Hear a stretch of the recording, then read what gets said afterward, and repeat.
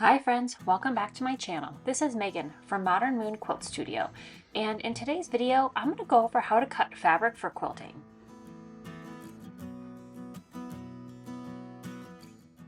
Let's first go over some of the tools you're going to need.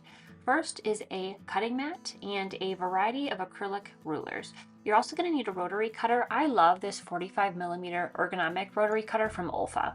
And I'll make sure to link everything in the description below.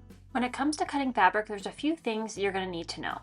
First is the definition of width of fabric. Width of fabric is the width from selvage to selvage, and the selvage is here on the edge. It usually has some type of print or information about the fabric, and it comes off the bolt folded in half. So you're going to see there's two layers there, and on the other side is the fold. Width of fabric is usually standard anywhere from 42 to 44 inches from selvage to selvage, so folded in half is usually about 21 or 22 inches.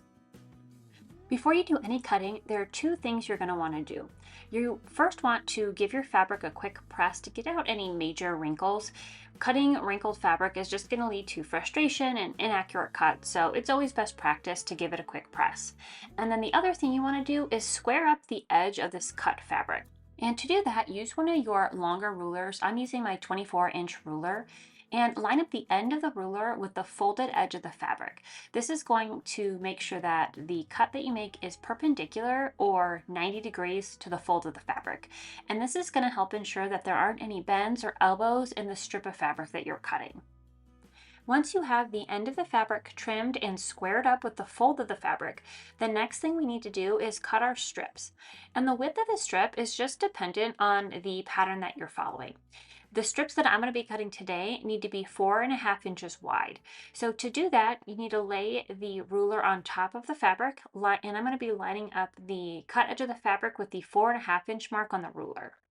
So right there you can see that the cut edge is lined up, and then I also need to make sure that the end of the ruler is perpendicular with the fold. Again, this is just going to make sure that our strips of fabric are straight and there aren't any bends at that fold. And then using the rotary cutter, make one smooth cut following the ruler to get your first strip of fabric before you need to subcut. Most quilt patterns are going to call for you to subcut your strips of fabric into smaller squares or rectangles. And to do that, the first thing you do is trim off the selvage and square up the end of the fabric. And again, just like with cutting strips, that's going to give you a nice square end to work from. And when I'm subcutting strips of fabric, I like to work from left to right. So once I've trimmed the selvage and squared up the end, I just turn it around and I keep it folded so I can make twice as many cuts while I work, and line the ruler up at the end here for the correct width. So I need to be subcutting 4 by 4 inch squares of fabric. So you can see here the strip is already 4 inches wide, and now we're going to be subcutting that down into 4-inch squares.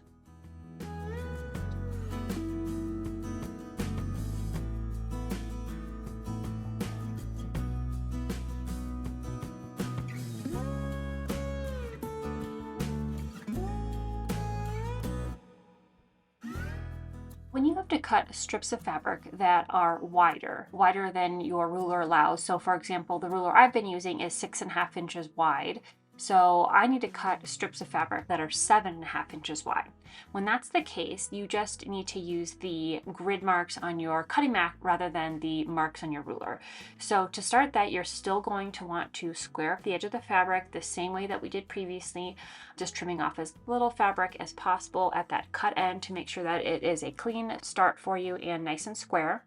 And then you're going to slide that fabric up so that is on the 0-inch mark of your cutting mat.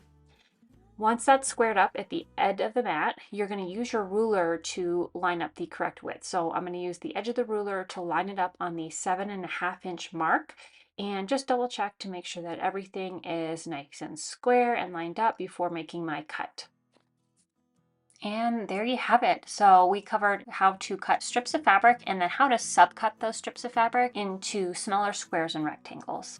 And if you want to learn how to cut curved pieces of fabric using paper templates, make sure you check out my other video that I'm going to link right here, where I cover in more detail how to cut and sew curves. Thank you so much for watching this video. I hope you found it helpful.